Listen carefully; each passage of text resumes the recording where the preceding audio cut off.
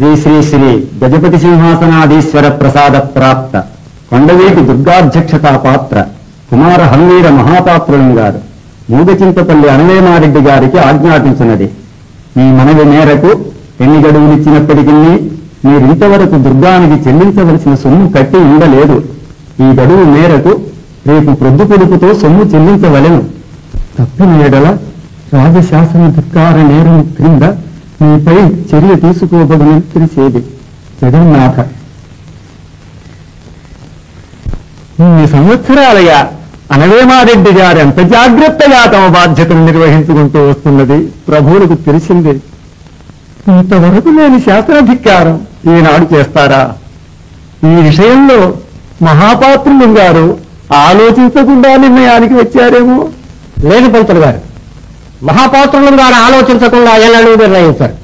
రెడ్డి గారి అభిమానం మాట వెనుకడ ఆలోచించే ఇదివరలో ఎన్ని గడువులు తప్పినా మళ్ళీ ఈ గడువు ఇచ్చారు. కావాలని గడువు కోరుకున్నామా? వానలు లేక, భూములు పండక, మంచినీరు కూడా దొరక్క ప్రజలు పశువులు మలమల బాగా చస్తున్నారు. మహాపాత్రులు గారికి ఆ వివరాలు తెలియకపోలేదు. ఈ పరిస్థితుల్లో పన్నులు ఎట్లా రాబట్టగలని చెప్పండి. మీరు వాది మీద మరచిపోతున్నారు పంతులు గారు. ప్రజలు బతకడానికి సహాయపడలేకపోయినా ప్రభుత్వం నిలవడానికి సహాయపడి మన బాధ్యత నిర్వహించుకుంటున్నాం. సంతోషించండి. పాత్రులు గారు, రేపు ఉదయం మీ సొమ్ము తప్పకుండా చెల్లిస్తాం. నిస్సందేహంగా తీసుకుపోవచ్చు. శభాష్ రాణి, శభాష్. ఇంత మనోహరంగా నీవెన్నడూ నటించు. నీ కళాప్రౌఢికి ఏం బహుకరించమన్నావో చెప్పు. గండపిండి నిర్ణయించిన, కనకాభిషేకం చేయించిన. ప్రభువులు అంటే ఇచ్చినట్టే. రేపు రాణి పుట్టిన దినం. ఎన్నడో కవిసారాభౌములకి కనకాభిషేకం జరిగిందని వినడమే గాని చూచి అదృష్టం లేకపోయింది. ముసలం ఉండను, బ్రతికినన్నాళ్ళు బ్రతుకుతాను. రేపు రాణికి కనకాభిషేకం చేయిస్తురా, కళ్ళారా చూచి మనసారా సంతోషిస్తాను. అవునా రాణి? కనకాభిషేకం కావాలా? అంత భాగ్యమా? అది ఒక భాగ్యమేనా? రేపే చేయిస్తా. శభాష్. ప్రభువులే, అడగలేని దద్దమ్మలదే లోపం. పెద్దలు ఉరికి చెప్పారా, నీచాశ్రయం నకర్తవ్యం, కర్తవ్యం మహదాశ్రయం అని. అవన్నీ అనుభవం మీద చెప్పిన మాటలు అల్లుడు గారు. తూకంలో ఉంది, అంతా తూకంలో ఉంది. తూకం నిలిచిందా?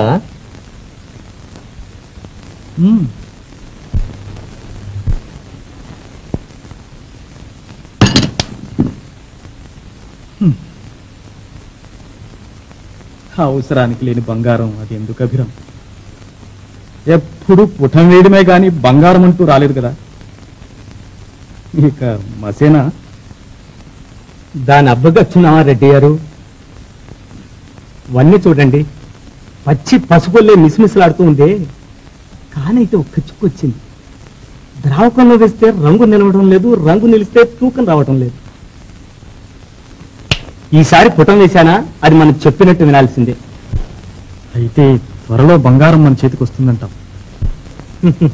రఘురాముని బాణానికైనా తిరుగుండాలేమో గాని అభిరాముని మాట అంటే అంతే, అక్షరాలా జరగవలసిందే.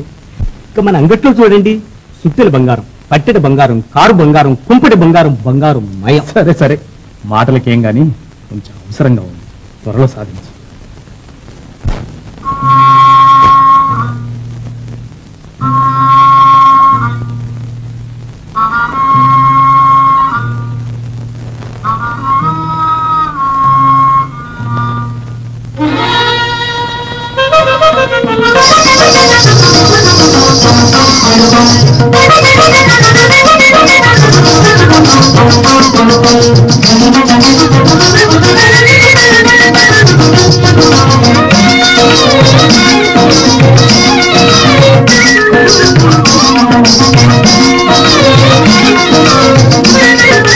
మహానుభావుడు,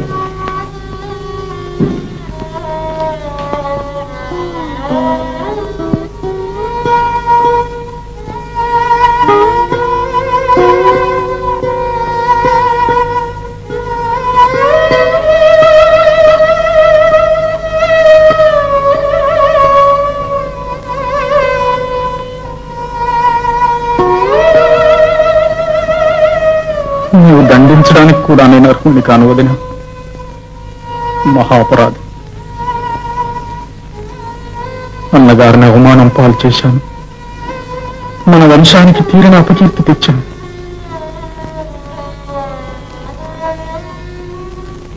ఇంత జరుగుతుందని తెలియచేశాను వదిన. ఇంకెన్నడూ చేయను. వెళ్ళి అన్నగారిని పిలుచుకొస్తాను. ఆయన లేకుండా నేను ఇంట్లో కాలు పెట్టను వదిన. ఇప్పుడే వస్తానమ్మా.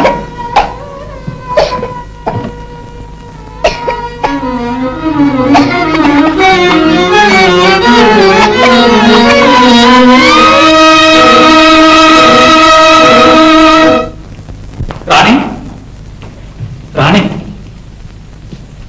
ఏ రాత్రి నీకు ఇచ్చిన సొమ్ము ఎక్కడుంది? దేనికి? కావాలి, ముందు తీసుకురా. నాకు తెలియదు, మా అమ్మ దాచింది. ఏమిటే అమ్మి? డబ్బు కావాలట. ఏమి డబ్బే? రాత్రి మీకు ఇచ్చిన డబ్బు. అంత అవసరం ఏమొచ్చింది నాయన? అవసరమే వచ్చింది. పొరపాటున ఈ దినం దుర్గానికి చెల్లించవలసిన పైకం తెచ్చి మీకు ఇచ్చాను. ఆ ఫలితంగా మా అన్నగారిని బందీ చేసి పట్టుకుపోతున్నారు. వారిని విడిపించుకురావాలి. ఈ మాత్రం తెలుసుకోలేరే అల్లుడి గారు. అది మన మంచికే. రొట్టె విరిగి చేతిలో పడ్డది. ఇక నుంచి మీరు రాజు. మా అమ్మి నిజంగా రాజమ్మా.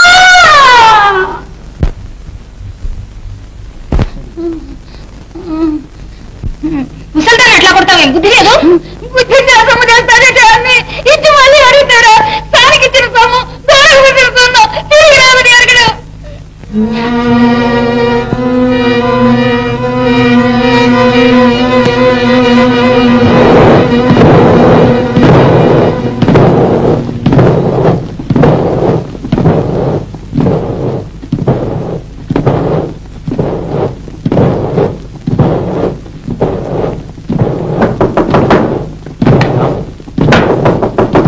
అభిరామ్,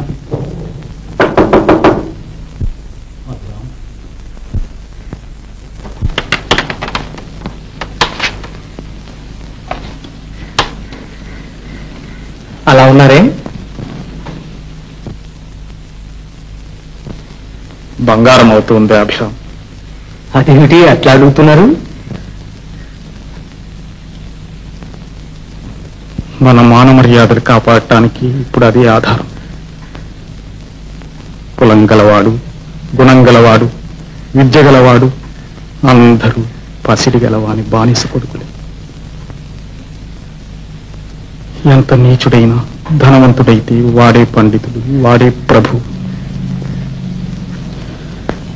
ఈ ప్రపంచాన్ని బంగారం వెళ్తుంది అభిరామ్. ధనమూల నిజం జగత్తని పాత మాటేగా.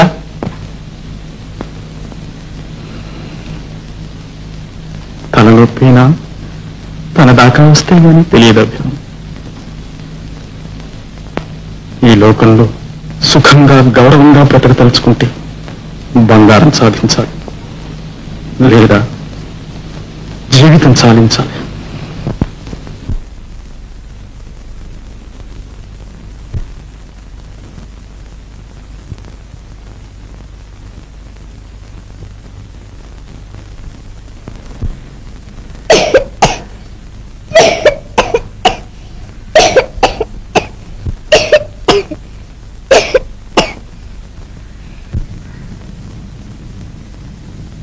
జ్వరం ఇంకా తీవ్రంగా ఉందమ్మగారు. రాత్రి ఏమైనా ఆహారం వచ్చారా? ఇచ్చే లాభం తాతయ్య. బలవంతం చేసి తాగించాను కానీ ఈడితేనా?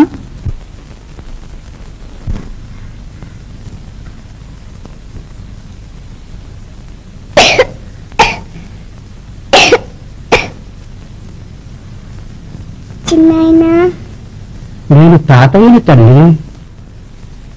ఎలా ఉందమ్మా? చిన్నాయన రాలేదమ్మా. వస్తాడమ్మా. మీ నాన్నగారిని తీసుకురావద్దు.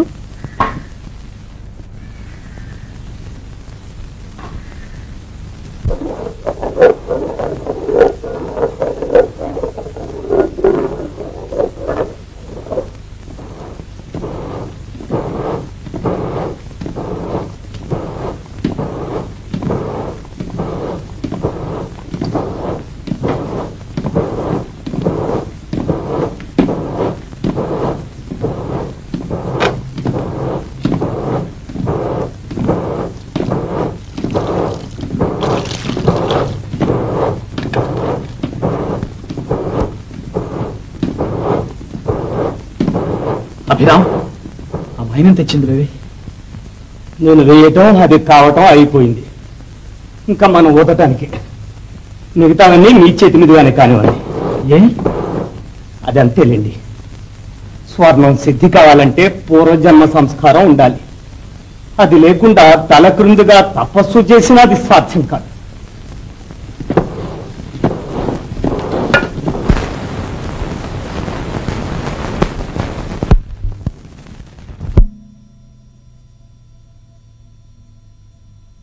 ఇంకా గీటుకొచ్చింది.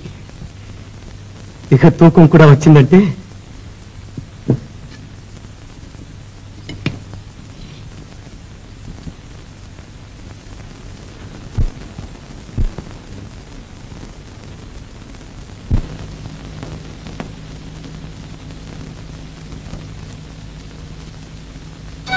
చేసే తరం స్వర్ణం సిద్ధించింది రెడ్డి గారు.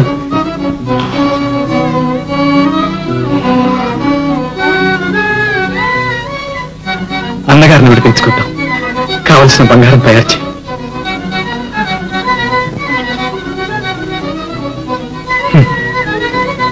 దీంతో ప్రపంచాన్ని జయించాం అభిరామ్. ఇక మనకు అసాధ్యం లేదు.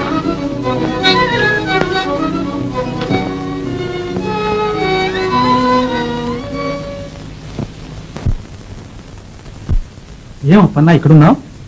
దానికోసమేనయ్యా. ఎంతసేపు అయింది వచ్చి? ఏమని చెప్పేదయ్యా, 3 నాళ్ళుగా ఇంటి చుట్టూ తిరుగుతున్నా. మొన్ననేగా వస్తామని ఇంతవరకు తాకబుచ్చి. మొన్ననా? నేను వస్తానన్నానా?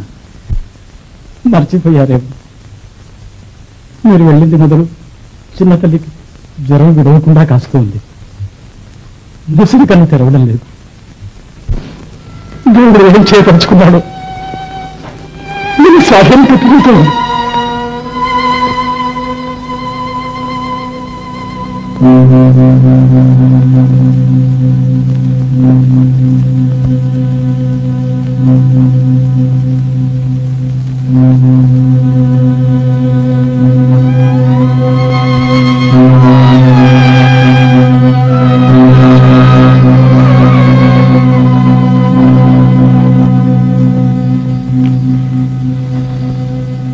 నా తల్లి ఎంత బాధపడుతున్నదో. 2 దినాలుగా మనం ముఖం లేకుండా అట్లా కొట్టుకులాడుతుంది. ఎప్పుడైనా కన్ను తెరిస్తే మన వైపులా వెతుకుతుంది. చిన్నాయన అని పిలుస్తుంది. చిట్టి తల్లికి చిన్నాయన చిన్నాయన అని ఒకటే కలవరింపు. చిన్నాయన దగ్గరుంటే నా పలకటానికి నేను ఎక్కడున్నాడని తీసుకొచ్చాడు.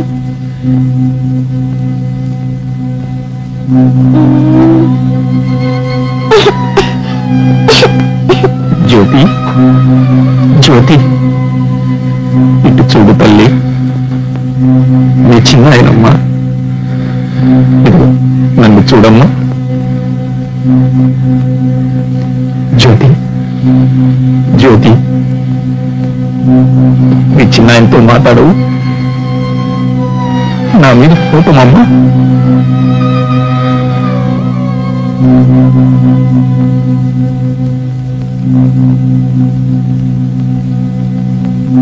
నేనే తల్లి, చిన్న చిన్నమ్మా.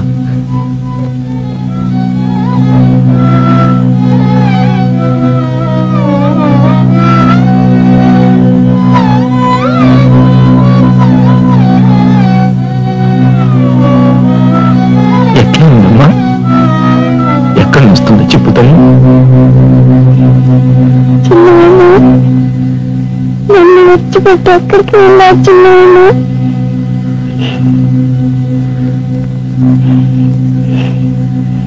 మళ్ళా నన్ను విడిచిపెట్టి పోతావా చిన్నాయన? పోనమ్మా, నిన్ను విడిచి నేను ఎక్కడికి పోగలను జ్యోతి. నా సంతోషం, నా సంపద, నా సర్వస్వం నీవేగా తల్లి. జ్యోతి, జ్యోతి, జ్యోతి, జ్యోతి.